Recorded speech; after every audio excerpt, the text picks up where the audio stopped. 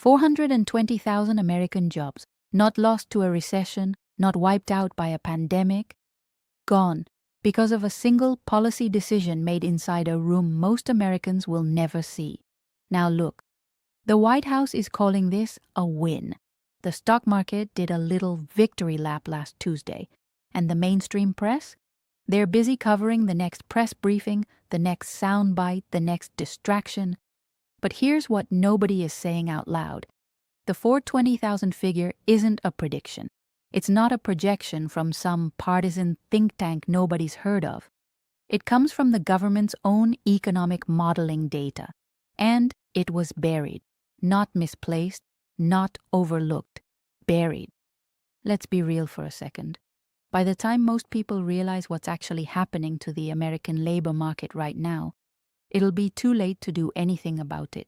While the mainstream media is completely focused on the political theater surrounding these tariffs, the talking heads arguing about who won the trade war narrative, who looked strong, who blinked first, the real story is playing out in places like Toledo, Ohio, Spartanburg, South Carolina, Memphis, Tennessee, in loading docks and back offices and supply chain spreadsheets that nobody puts on television because they don't make for good television.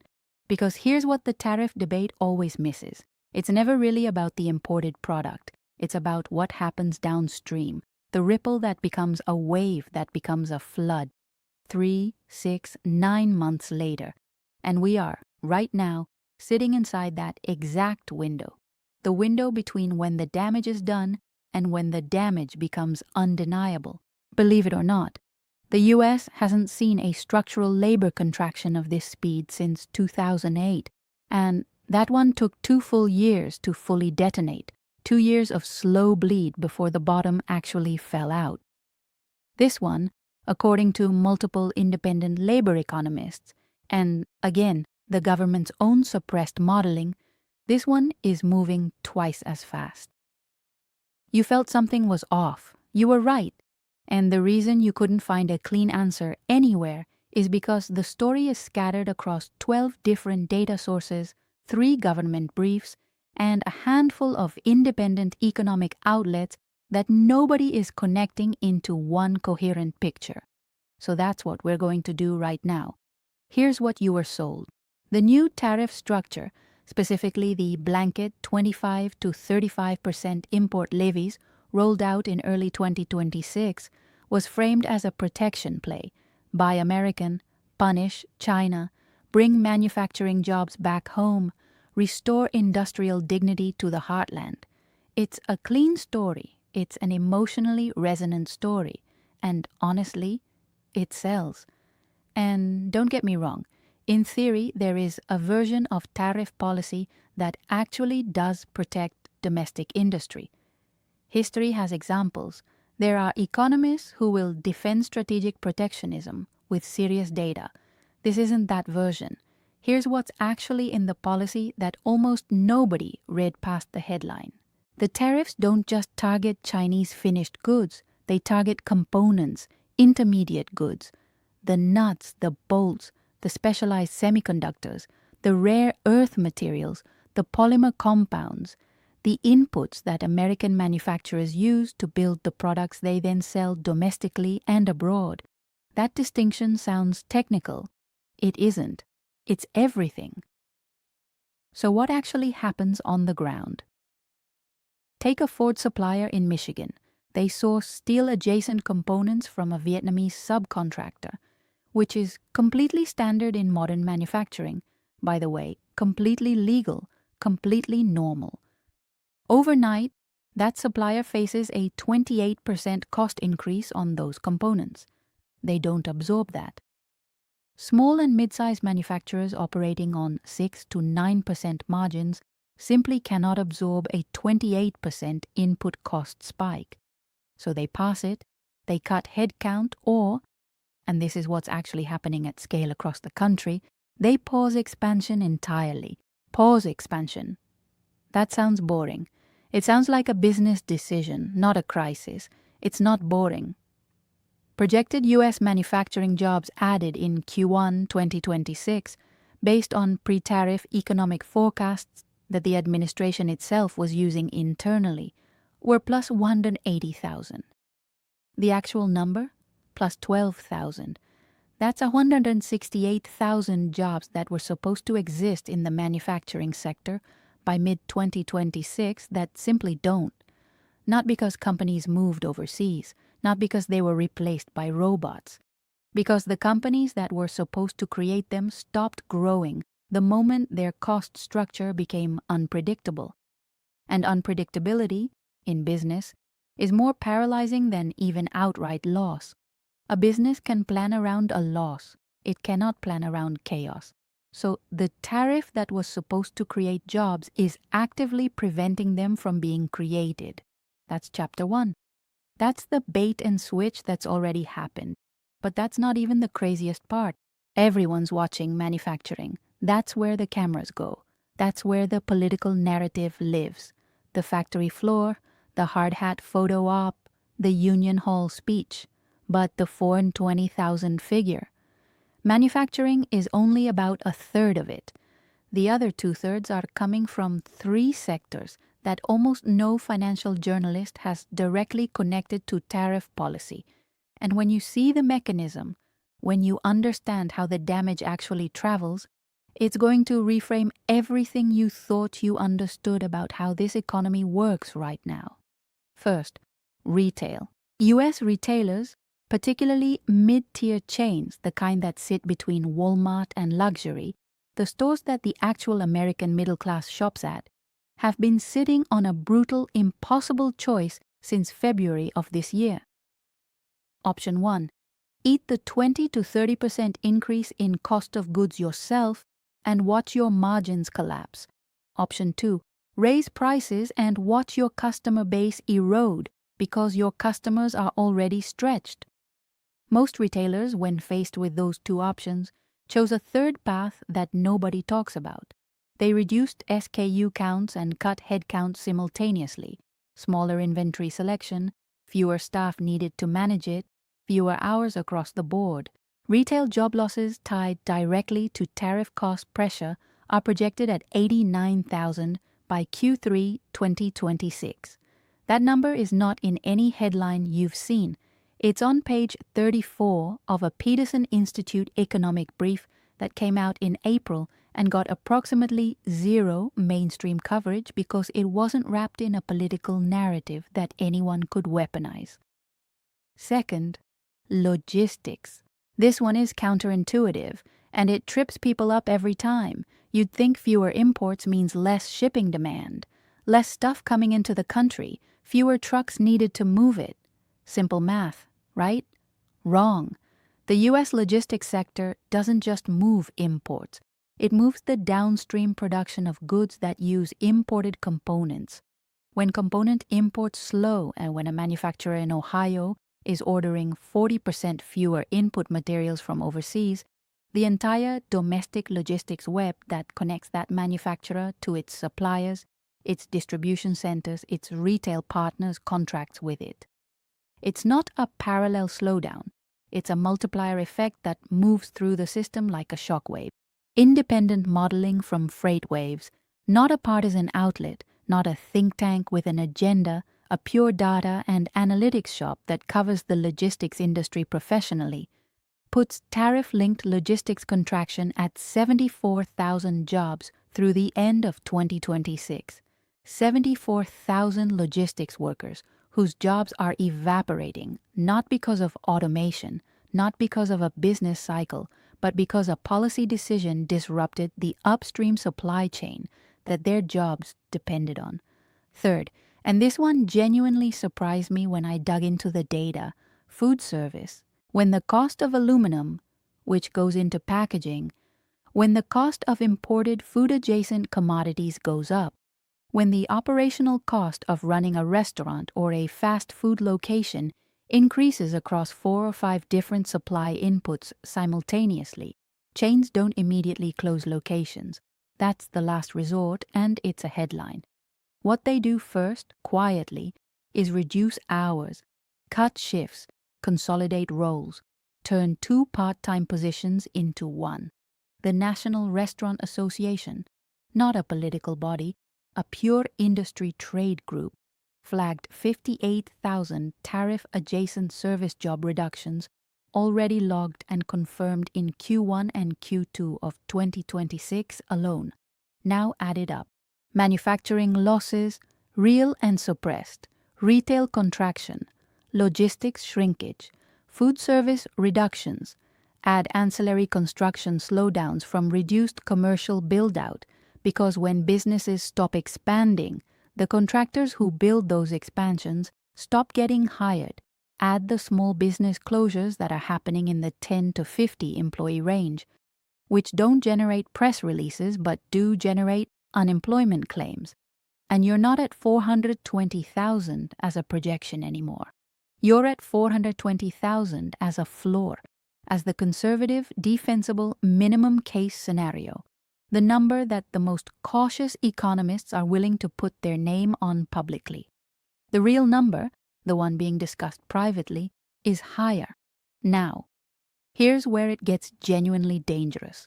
Here's the part that changes this from a bad quarter to a structural problem. Here's the thing that keeps serious economists up at night, and that you absolutely will not hear in a 3-minute cable news segment because it requires more than 3 minutes to explain, and it doesn't have a villain you can put a face to.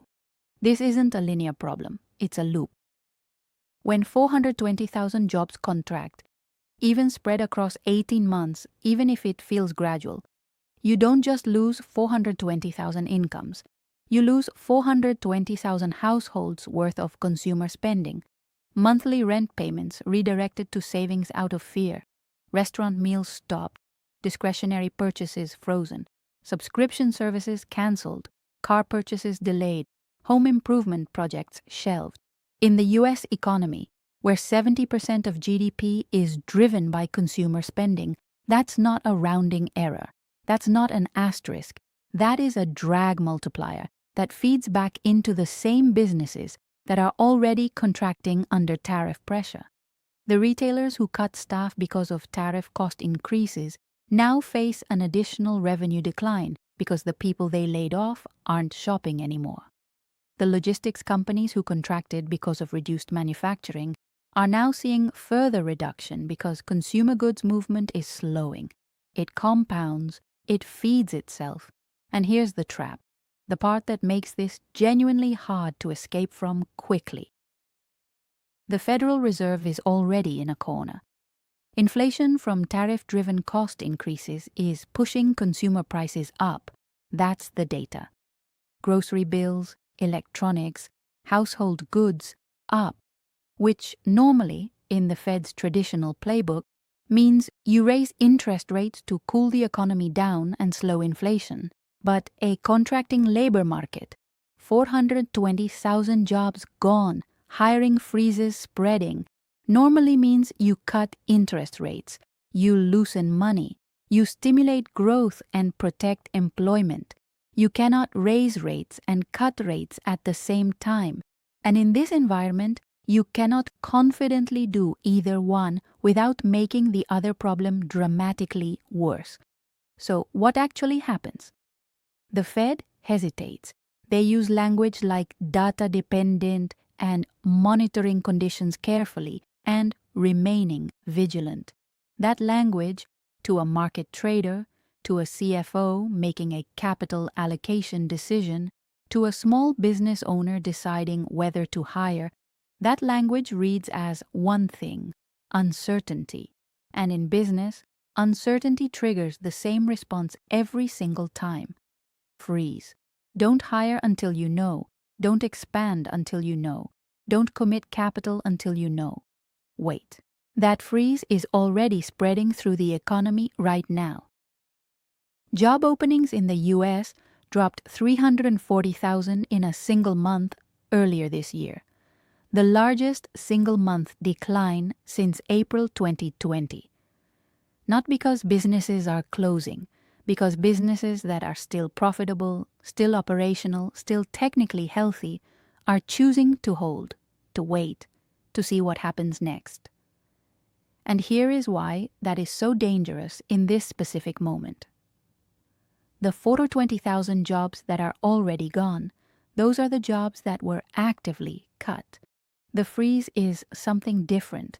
The freeze is the jobs that should be getting created right now in a normal economic environment, in a country with the underlying fundamentals the US still has, that are simply not materializing. It's an invisible loss. It doesn't show up dramatically in a single jobs report. It shows up as a slow, grinding, month-by-month underperformance that looks like a soft patch until suddenly it doesn't anymore. The 2008 financial crisis didn't feel like a crisis to most Americans until it did, and by the time it felt like one, Lehman had already been gone for 6 weeks. We are not in 2008. The mechanisms are different. The banking system is in better shape. The consumer debt picture is different. There are real distinctions, and anyone who tells you this is exactly like 2008 is selling you a narrative, not analysis. But the feedback loop, the self-reinforcing cycle of policy pressure leading to cost increases, leading to job losses, leading to reduced spending, leading to further business contraction. That loop does not care what year it is. It doesn't care about the political party that triggered it. It runs on math. And the math right now is running in one direction. Now, here's what to actually watch. Not the political back and forth, not the press conferences, not which senator said what on Sunday morning television. The actual signals that will tell you whether this loop gets interrupted or whether it keeps accelerating. Watch the July jobs report, not just the headline number. The headline number gets revised, gets massaged, gets contextualized 6 different ways. Watch the labor force participation rate. Watch the U6 unemployment figure. That's the broad measure that includes people who've stopped looking and people working part-time who want full-time work. That number is the honest one. The headline unemployment rate can stay flat while the U6 is quietly screaming. That's happened before. Watch the Federal Reserve's language in July and August. Specifically, watch for any shift from monitoring conditions to prepared to act. That shift in language is the signal that even the Fed has acknowledged the loop is running faster than they're comfortable with. Watch mid-tier retail earnings. Not Amazon, not Walmart. They're insulated enough to absorb almost anything short of a depression. Watch the mid-tier chains that serve the actual working middle class.